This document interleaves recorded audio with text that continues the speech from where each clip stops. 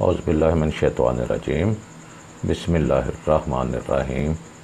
جیسا کہ میں نے پچھلی ویڈیو میں آپ سب کو بتایا تھا کہ آئندہ جو میری ویڈیو آئے گی وہ سورہ المومنون کے حوالے سے آئے گی کہ سورہ المومنین میں اللہ رب العزت نے مومن کی کیا کیا صفات بیان فرمائی ہیں۔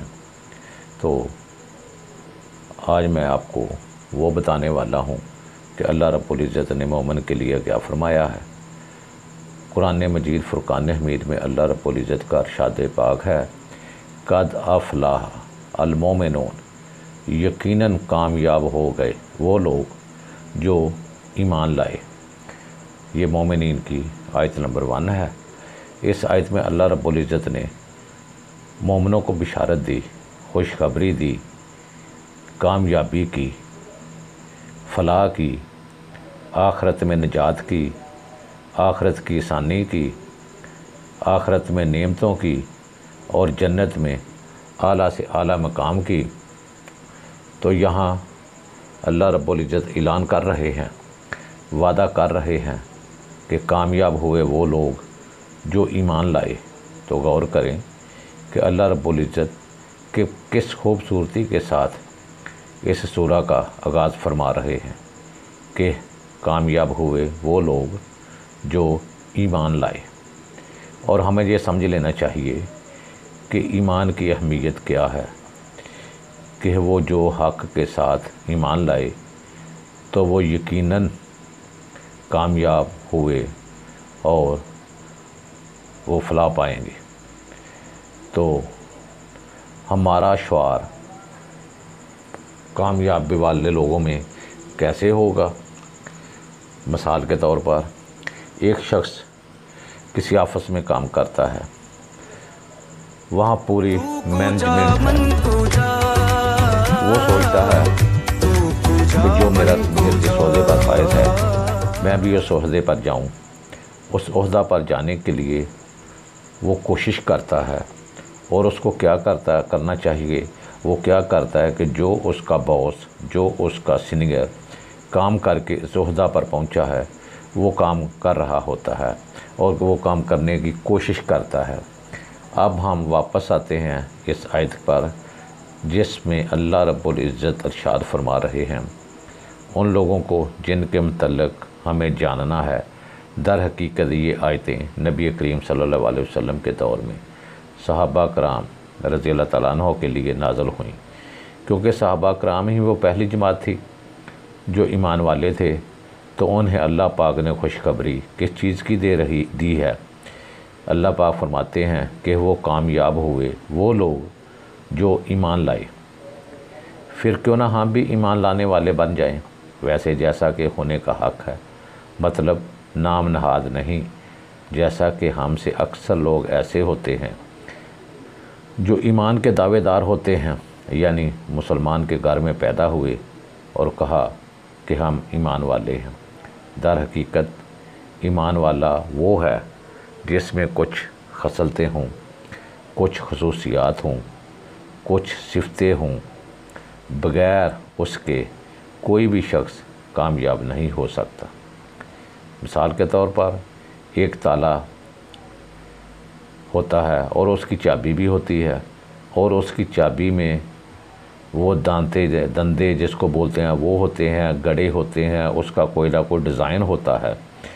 اگر بغیر ڈیزائن کے ہم تصور کر لیں کہ یہ چابی ہے تو کیا اسے تالا کھول سکتا ہے؟ نہیں کھول سکتا، جب تک چابی کا کوئی اپنا ڈیزائن نہ ہو، چابی کی کوئی اپنی طرز نہ ہو۔ تو اسی طرح ایمان کے بھی تقاضے ہیں جن کے بارے میں اللہ رب العزت نے بشارت دی ہے کہ کامیاب ہوئے وہ لوگ جو ایمان لائے۔ اب ہم جانتے ہیں کہ کون ہیں وہ لوگ، ان کی صفتیں، ان کی خصوصیات کیا ہیں جس کے تحت انہیں خوشخبری دی جا رہی ہے۔ تو ہم سب جانتے ہیں کہ ایمان کسے کہتے ہیں۔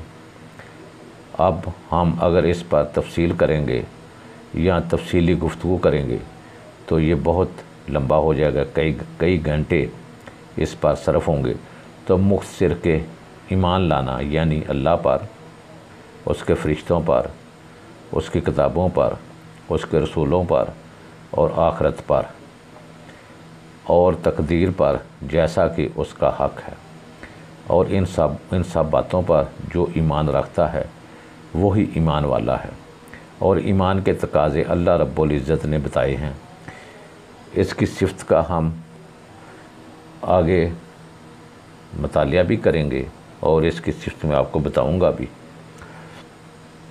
پہلے یہ بتا دوں کہ قرآن کا ایک اسلوب ہے، طریقہ کار ہے کہ جب بھی کامیاب لوگوں کی زندگی کا تذکرہ ہوگا تو وہاں ناکام لوگوں کا بھی ہوگا، جب بھی جنت کا ذکر آئے گا تو دوزخ کا بھی آئے گا۔ اسی طرح قرآن مجید فرقان حمید میں جب کسی چیز کی طرف اشارہ کرتا ہے تو اسے خالی نہیں چھوڑتا، اس کی تفصیل بھی بیان کرتا ہے۔ اسی طرح جیسے اسی صورت کے شروعات میں قد افلاح المومنون، یقیناً کامیاب ہو گئے وہ لوگ جو ایمان لائے، اور اسی صورت کے آخر میں لا یفلح الکافرون، اور کافر کبھی کامیاب نہیں ہوں گے۔ یہ بھی مومنین صورت کی 117 ہے۔ اب دیکھیں قرآن نے اپنا طریقہ کار مکمل کر دیا، صرف اس لیے تاکہ ہم اچھے طریقے سے سمجھ جائیں اب وہ کون سا تقاضا ہے، وہ کون سی صفت ہے جس سے ہم ایمان کے متعلق جانیں۔ اب خود اگلی آیت اس کی وضاحت کرتی ہے۔ آئیے سب سے پہلی صفت پر جاتے ہیں۔ اللہ رب العزت فرماتے ہیں الذین ھم فی صلاتہم خاشعون، جو اپنی نماز میں خشوع اختیار کرتے ہیں۔ یہ مومنون صورت کی دوسری آیت ہے۔ اب یہاں صرف نماز کا ذکر نہیں آیا، نماز پڑھنے کا نہیں کہا گیا، صرف نماز ہی نہیں، لیکن ایسی نماز جس میں خشوع ہو اس کا ادا کرنے کا ذکر آیا ہے۔ خشوع کے بہت معنی ہیں جو علماء کرام بتاتے ہیں۔ اللہ سے ڈرتے ہیں، مطلب نماز کو اللہ سے ڈرتے ہوئے پڑھتے ہیں، اور میرے رب نے اس کو فرض کیا ہے اور کہیں یہ مجھ سے چھوٹ نہ جائے۔ سکون کے ساتھ نماز پڑھتے ہیں، جلد بازی میں نماز نہیں پڑھتے۔ دل و دماغ، ہاتھ پاؤں، یہاں تک کہ پورا کا پورا جسم مکمل طور پر نماز میں ہوتا ہے، اور خواہ مخواہ کے خیالات دل میں نہیں آتے سوائے وسوسے کے جو شیطان کی طرف سے ہو۔ جیسے نماز بتائی گئی ہے ویسے ہی پڑھتے ہیں۔ اس لیے اس آیت میں عام نہیں، خاص وہ نماز جو خشوع والی ہو کا ذکر آیا ہے۔ اب اس خشوع نماز کی اہمیت ہمیں کیسے معلوم ہوگی؟ تو رسول اکرم صلی اللہ علیہ وسلم کی زندگی ہمارے لیے مشعل راہ ہے۔ صحابہ کرام کی زندگی ہمارے لیے جیتی جاگتی مثال ہے، کیونکہ صحابہ کرام ایسے خشوع سے نماز پڑھتے تھے جس کی کوئی انتہا نہیں۔ وہ اپنی نماز میں خیالات تو دور کی بات ظاہری اثر بھی نہیں لیتے تھے۔ اب صحابہ کرام کی زندگی سے ایک واقعہ سناتا ہوں۔ نبی کریم صلی اللہ علیہ وسلم نے 2 صحابہ سے کہا کہ فلاں پہاڑ پر جاؤ، انتظار کرو کہ دشمن نہ آ جائے۔ دونوں نے طے کیا کہ پوری رات جاگ کر کیا کریں گے، آدھی رات تم جاگو اور آدھی رات میں جاگ لوں گا۔ اس دوران جب وہ نماز کے لیے ایک کھڑا ہوا، اس نے سوچا کہ اب دشمن نہیں آئے گا، اگر آ بھی گیا تو آہٹ آ جائے گی، اسے دیکھ لوں گا۔ تو جب نماز کے لیے کھڑے ہوئے تو ایک دشمن نے تیر چلایا جو ایک صحابی کے پاؤں میں جا لگا۔ اس کے بعد بھی اس نے نماز مکمل کی، اور نماز کے بعد اپنے ساتھی کو اٹھایا اور کہا کہ دشمن آ گیا ہے۔ تو اس نے کہا کہ آپ نے مجھے پہلے کیوں نہیں جگایا جب آپ کو تیر لگا تھا؟ تو اس صحابی نے کہا کہ میں نماز میں سورہ کاف پڑھ رہا تھا، میرا دل نہیں چاہا کہ میں سورہ کاف کو چھوڑ دوں اور نماز کو توڑ دوں، اسی لیے میں نے نماز مکمل کر کے آپ کو اٹھایا ہے۔ اس واقعہ سے اندازہ لگائیں کہ کس خشوع سے صحابہ کرام نماز پڑھتے تھے، پاؤں میں تیر لگنے کے باوجود بھی نماز مکمل کی۔ اس کے برعکس اگر ہمیں کوئی چونٹی بھی کاٹ لے تو ہم نماز چھوڑ دیتے ہیں۔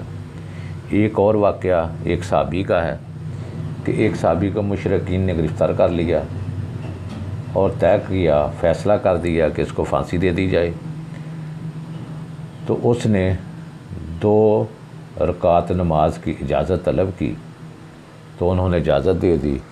اور صحابی نے نماز پڑھنا شروع کر دی اور بہت جلدی 2 نماز پڑھی، اور جلدی پڑھ کر ان کو فرمایا کہ میں نے نماز کو اس لیے لمبا نہیں کیا کہ آپ یہ نہ سمجھ لیں کہ یہ ڈر گیا ہے اور موت کے ڈر سے یہ نماز پڑھ رہا، نماز اتنی لمبی پڑھ رہا ہے۔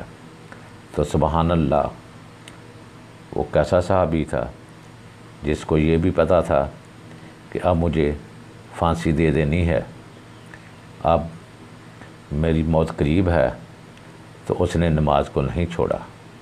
اسے کہتے ہیں خشیت، اسے نماز کہتے ہیں۔ یہ فرض نماز نہیں، یہ نماز شوق ہے، یہ شوق کی نماز تھی جو موت سے پہلے بھی پڑھنی پڑی اور پڑھنے کے لیے نماز کی ہی التجا کی۔ تو ناظرین کرام، صحابہ کرام اکثر ساری رات باتیں کرتے تھے۔ آپ سرکار صلی اللہ علیہ وسلم بہت ہی زیادہ عبادت کرتے تھے، ان کے برابر تو نہیں، لیکن صحابہ کرام بھی بہت زیادہ باتیں کرتے تھے۔ تو ایک اور واقعہ ہے حاتم طائی کے بیٹے کا کہ نماز محبت اتنی تھی اس کے دل میں، نماز کی محبت، تو وہ کہتے ہیں کہ وہ 40 سال میں ایک بھی ایسا وقت نہیں آیا کہ وہ اذان سے پہلے مسجد میں نہ گیا ہو۔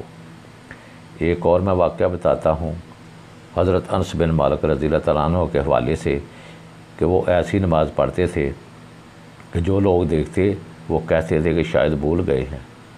جو نماز میں اتنی دیر کھڑے ہیں، یعنی اتنا لمبا قیام کرتے وہ نماز میں۔ اور کچھ صحابہ کے متعلق یہ بھی فرمایا ہے کہ وہ اتنی نماز پڑھتے کہ ایسا معلوم ہوتا کہ مسجد کا کوئی حصہ۔ ان واقعات سے ہمیں یہ پتہ چلتا ہے کہ خشوع نماز کیا ہے۔ اب دوسری صفت جس کے بارے میں اللہ رب العزت کا ارشاد گرامی ہے، وہ فرما رہے ہیں والذین ھم عن اللغو معرضون، اور وہ جو لغویات سے منہ موڑتے ہیں۔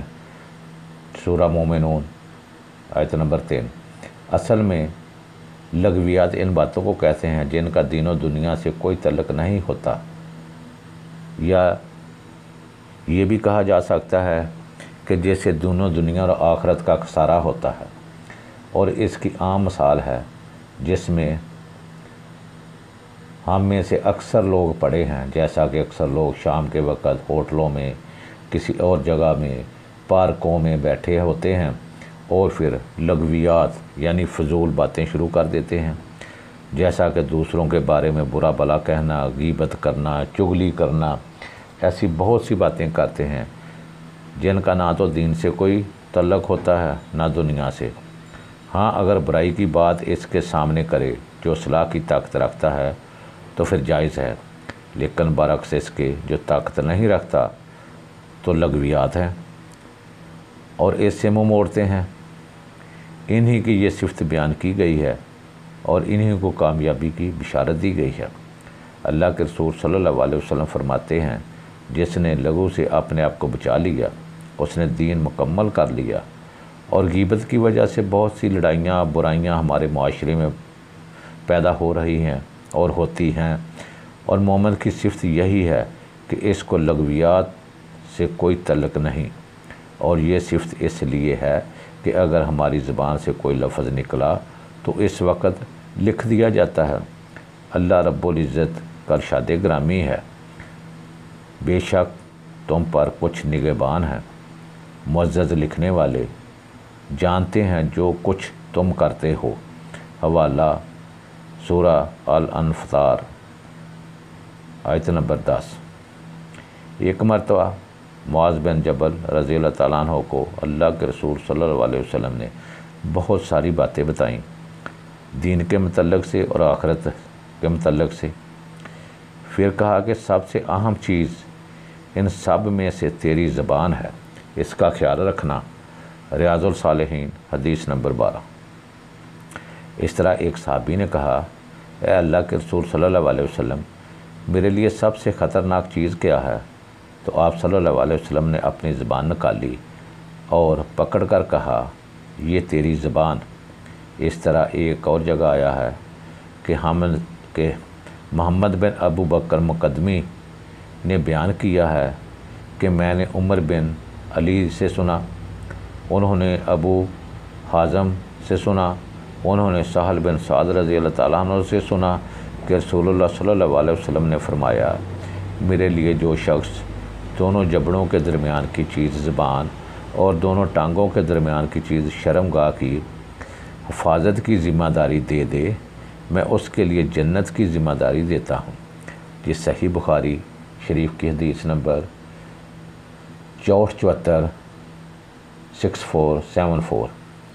اس لیے مومن کی دوسری صفت یہی بیان کی گئی ہے، اور وہ جو لغویات سے منہ موڑتے ہیں، یہ مومن کی دوسری صفت ہے۔